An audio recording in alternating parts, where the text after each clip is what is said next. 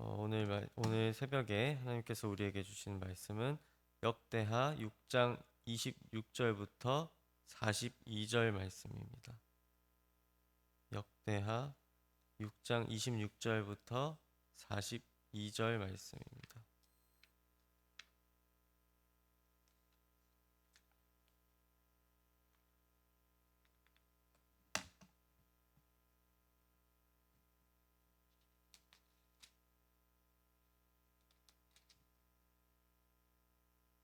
역대하 6장 22절부터 26절부터 42절 말씀을 저와 여러분이 번갈아서 교독하도록 하겠습니다. 만일 그들이 주께 범죄함으로 말미암아 하늘이 닫히고 비가 내리지 않는 주의 벌을 받을 때에 이곳을 향하여 빌며 주의 이름을 인정하고 그들의 죄에서 떠나거든 하늘에서 들으사 주의 종들과 주의 백성 이스라엘의 죄를 사하시고 그 마땅히 행할 선한 길을 가르쳐 주시며 주의 백성의 기업으로 주신 주의 땅에 비를 내리시옵소서. 만일 이 땅에 기근이나 전염병이 있거나 곡식이 시들거나 깐부기가 나거나 메뚜기나 황충이 나거나 적국이 와서 성읍들을 애워싸거나 무슨 재앙이나 무슨 질병이 있거나를 막론하고 한 사람이나 혹 주의 백성 이스라엘이 각각 자기의 마음의 재앙과 고통을 깨닫고 이 성전을 향하여 손을 펴고 무슨 기도나 무슨 간구를 하거나 주는 계신 곳 하늘에서 들으시며 사유하시되 각 사람의 마음을 아시오니 그의 모든 행위대로 갚으시옵소서. 주만 홀로 사람의 마음을 아심이니이다. 그리하시면 그들이 주께서 우리 조상들에게 주신 땅에서 사는 동안에 항상 주를 경외하며 주의 길로 걸어가리이다. 주의 백성 이스라엘에 속하지 않은 이방인에게 대하여도 그들이 주의 큰 이름과 능한 손과 펴신 팔을 위하여 먼 지방에서 와서 이 성전을 향하여 기도하거든. 주는 계신 곳 하늘에서 들으시고 모든 만민이 주께 부르짖는 대로 이루사 땅의 만민이 주의 이름을 알고 주의 백성 이스라엘처럼 경외하게 하시오며 또 내가 건축한 이 성전을 주의 이름으로 일컫는 줄을 알게 하옵소서.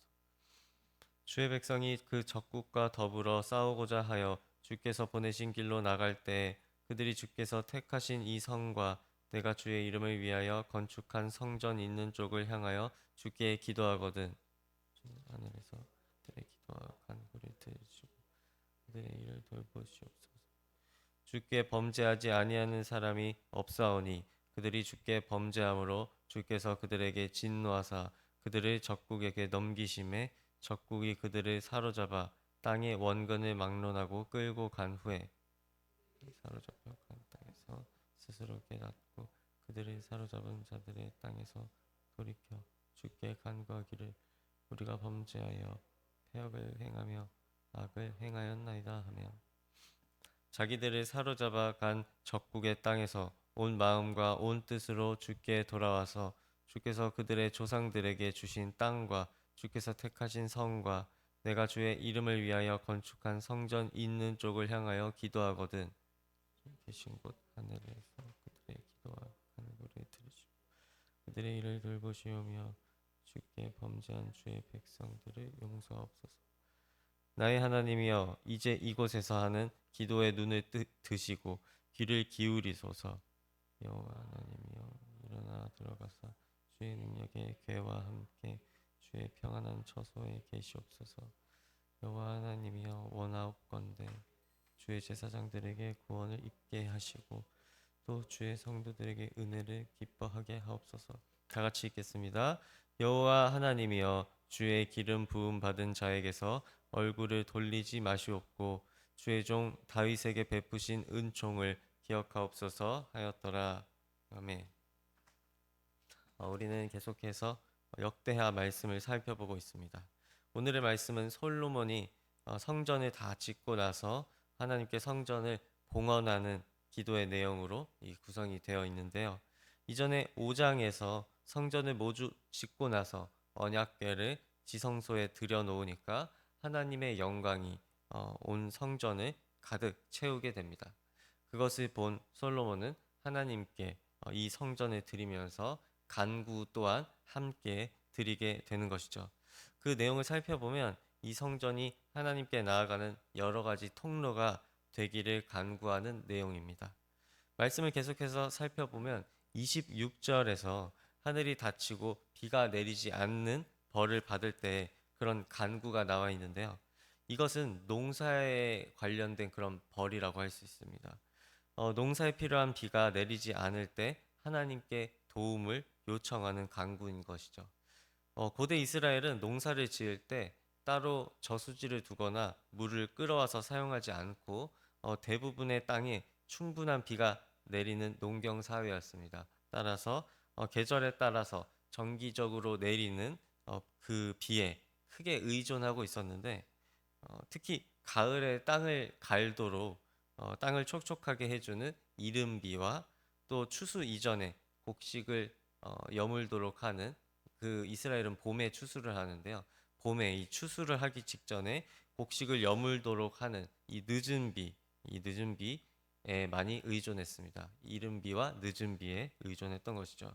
이렇게 당시에 내리는 이른 비와 늦은 비는 하나님의 그 축복의 표시였고 비가 부족하거나 혹은 내리지 않는다면 그것은 하나님의 진노의 표시였습니다.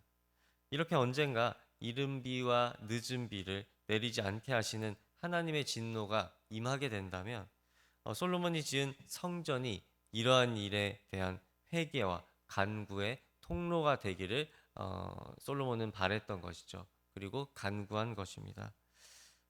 이처럼 함께 성전에 모여서 기도할 때 하나님께서 그 기도를 받아주시고 우리와 함께 해주신다는 사실은 예수님께서 마태복음에서 말씀하시기 훨씬 이전인 구약 시대 때도 유효하다는 것을 알 수 있습니다. 마찬가지로 현재를 살아가는 우리들 또한 다 함께 예배의 자리 가운데 나와서 함께 기도드리고 그렇게 하는 것이 매우 중요합니다. 함께 모여 기도할 때 우리들의 간구는 더욱 힘을 나게 하는데요.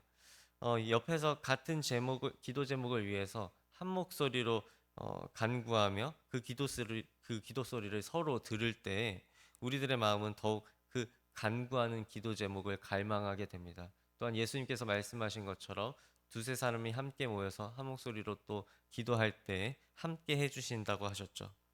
그래서 혼자 조용히 기도를 드릴 때에는 그 때와는 다르게 다른 이 힘이 모두 기도할 때 함께 기도할 때 생기게 됩니다.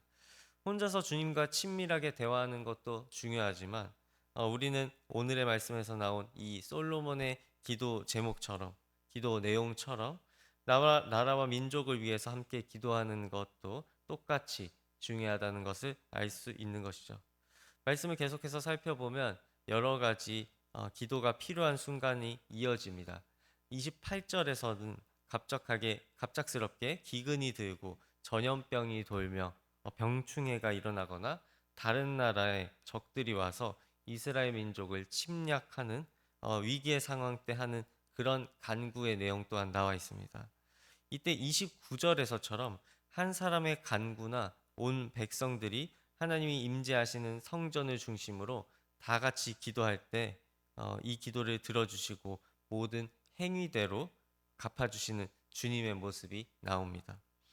이것은 그저 솔로몬의 바람일 뿐이지만 솔로몬과 우리 모두가 경험한 주님의 특징이기도 하기 때문에 진짜라고 할 수 있습니다. 주님은 언제나 우리의 행위대로 심판하시는 분이시죠. 그것은 때때로 우리들이 알아볼 수 있는 형태로 임할 때도 있지만 알아볼 수 없는 형태로 임할 때도 있습니다. 하나님께서는 언제나 우리들의 행위대로 심판하시는 것만은 확실합니다. 우리가 그것을 알아보거나 알아보지 못하거나 그러한 형태는 있을 수 있지만 적어도 우리들의 행위대로 심판하시는 공의로운 분이신 것만은 확실한 것이죠. 하나님께서는 모든 사람의 중심 또 모든 사람의 마음을 주님께서 아시기 때문에 그에 합당한 합당한 상을 내리시는 줄로 믿습니다. 그래서 때로는 겉으로 이 신앙생활을 열심히 하는 이가 고난을 겪을 때도 있고 때로는 부족해 보이는 지체가 하나님의 은혜를 받을 때도 있죠. 이처럼 우리는 이러한 일들이 어떤 원리로 일어나는 것인지는 알 수가 없습니다. 주님의 마음이기 때문입니다. 그렇게 알 수는 없으나 전지하시며 전능하신 하나님께서 이 모든 일의 섭리를 주관하신다는 사실만은 우리가 알고 있습니다. 성경에 그 사실이 나와 있기 때문입니다. 행위대로 심판하시는 분, 또한 행위대로 보응하시는 분, 우리의 마음을 아시는 분이기 때문에 그것이 성경에 나와 있기 때문에 우리가 알 수 있습니다. 때로는 우리가 멀쩡해 보여도 속으로는 병든 것이 있어서 주님에게서 고난을 받을 때 마음속에 이 교만함, 우리들의 마음속 깊은 곳에 있던 어떠한 교만함이 드러날 때도 있고, 때로는 하나님께 은혜를 받으면서 우리가 부족했던 부분을 주님께 용납받고 감사를 드릴 때가 있죠.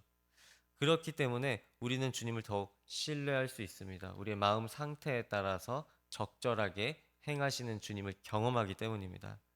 우리의 행위대로 보응하시는 하나님의 그 섭리는 공의롭습니다. 그러한 우리의 마음을 드러나게 하시고 다시 돌아보게 하시는 주님 덕분에 우리는 31절에서와 같이 좌우로 치우치지 않고 주를 경외하며 주의 길로 다시 걸어갈 수 있습니다.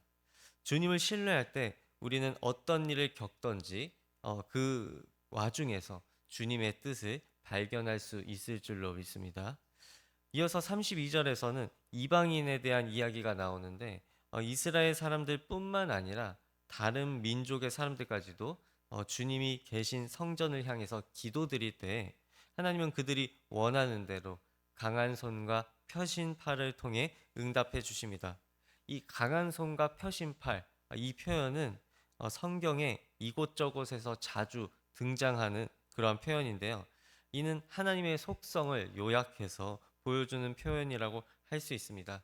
강한 손은 강력한 질서를 세우는 아버지와 같은 하나님의 속성을 뜻합니다. 그래서 하나님은 공의롭게 심판하시고 단호하게 심판하시며 또한 강력하게 질서를 세우심으로 세상을 안정시키십니다. 어, 반면에 이 펴신팔은 마치 어머니처럼 우리 마음과 생각을 아시고 그 간구를 들어주시는 따뜻한 이 어머니 같은 면모를 상징합니다. 그래서 강한 손과 펴신팔, 아버지의 모습과 어머니의 모습을 함께 담고 있는 하나님의 그 속성을 알 수 있는 것이죠. 하나님은 공의의 하나님이시기도 하지만 그 이전에 사랑의 하나님이시기도 합니다. 하나님은 사랑이시라고 요한복음에 나와 있죠.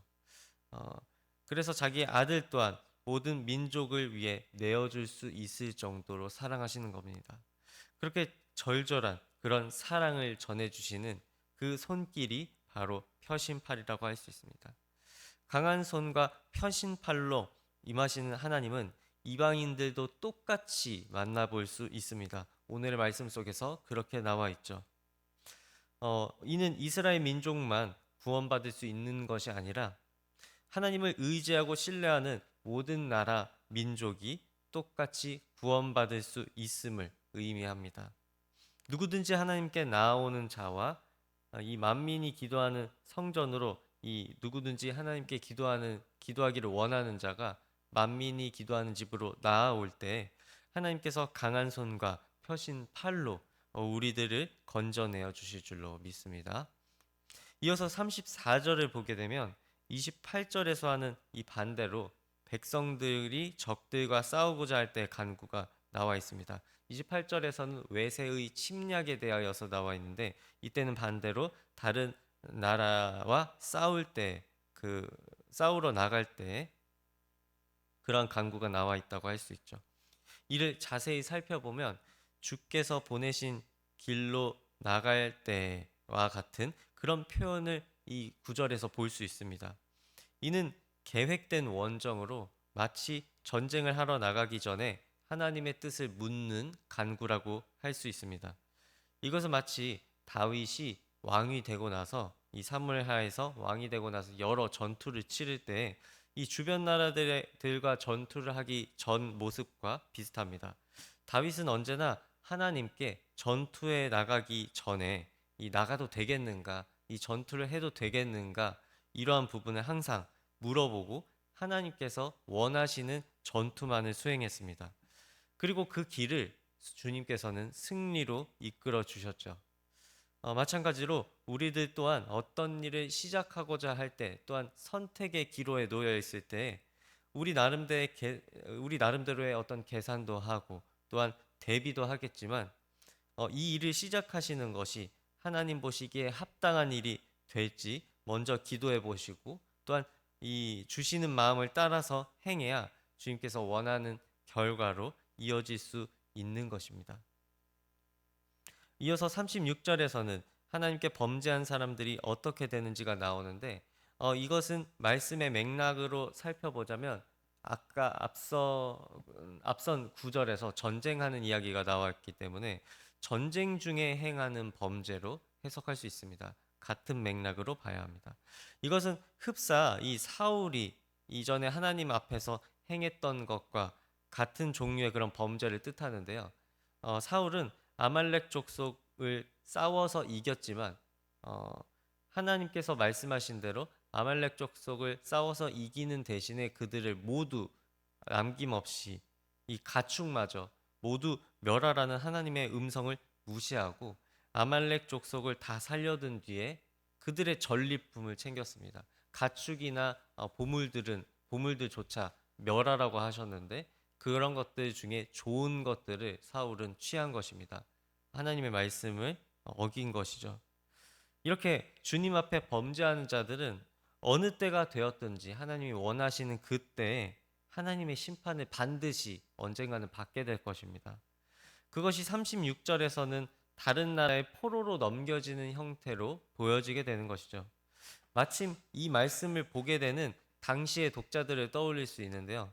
이 말씀이 옮겨진 시기는 이스라엘 사람들이 바벨론 포로 시기를 막 벗어나서 이스라엘로 돌아온 그런 상황과 그런 시대였을 것입니다. 그들이 어떻게 포로가 되었는지 이 말씀을 보고 떠올렸을 것입니다. 그간 이 회개하지 못했던 그 죄들을 떠올리게 되는 것이죠. 본인들이 잘못해서 하나님의 뜻을 따르지 않았기 때문에 아주 오랫동안 하나님께서 하나님의 길을 따르라, 바벨론과 화친하지 마라, 아수르랑 화친하지 마라, 하나님 말고 다른 것을 의지하지 말라고 얘기를 줄곧 하셨는데, 그것을 어기고 계속 범죄하고 다른 신을 섬긴 그런 이스라엘 백성을 향하여서 다른 나라에 넘겨주신 그 역사가 떠오르게 되었겠죠. 그래서 그것을 떠올린 돌아온 이스라엘 백성들은 회개와 간구를 진행하게 되는 겁니다. 그리고 그렇게 행했던 죄들을 어떻게 해결할지에 대해서도 이어지는 말씀 속에 그 답이 있는데요. 39절에서부터 42절까지는 이렇게 죄를 범한 사람들, 그리고 앞서 말씀에 나온 이들처럼 죄를 짓고 각종 위기를 맞게 된 사람들이 주님에게 회개했을 때 하나님이 어떻게 하실지에 대해서 유추할 수 있습니다. 42절에서는 하나님께서 다윗에게 하셨던 언약에 대한 언급이 등장합니다. 우리들이 알고 있는 것처럼 하나님께서는 다윗과 언약을 하셨습니다. 그래서 하나님의 백성을 이제 멸망시키지 않으시고 그 사랑을 취소하지 않겠다라는 약속을 하십니다. 그렇기 때문에 이 구절은 하나님 앞에 잘못한 사람들에게, 한때 범죄한 사람들에게, 돌아오고자 하는 사람들에게 희망을 줍니다. 회개하면 이전의 언약대로 멸망시키지 아니하시고 그 사랑을 취소하지 않으시고 또한 구원해 주신다는 그 사실 때문입니다. 언약에서 그러한 사실이 드러나 있기 때문이죠. 이 사실로 오늘의 말씀에서 나온 모든 간구는 받아들여질 것임을 알 수 있습니다. 왜냐하면 이 언약 때문에 범죄하더라도 다시 돌아올 때 회개와 간구를 우리가 할 때 하나님께서 그 마음을 보시고 다 회복시켜 주시리라는, 이 솔로몬은 바람으로 기도했지만 다윗에게 하신 언약 때문에 그 모든 바람들이 실제가 될 거라는 것이죠. 주님께서 이 다윗을 통해 믿음의 자손들을 멸하시지 않겠다는 약속을 하셨기 때문입니다. 오로지 중요한 것은 우리가 주님 편에 항상 서 있어야 한다는 것입니다. 링컨은 그런 말을 했죠. 이 하나님이 우리 편인가를 생각해 볼 게 아니라 우리가 하나님 편인가를 생각해 보아야 한다고 이야기했습니다. 우리들 또한 어, 언제나 우리가 하나님 편에 서 있는 것인가 이것을 생각해 보아야 하는 것이죠.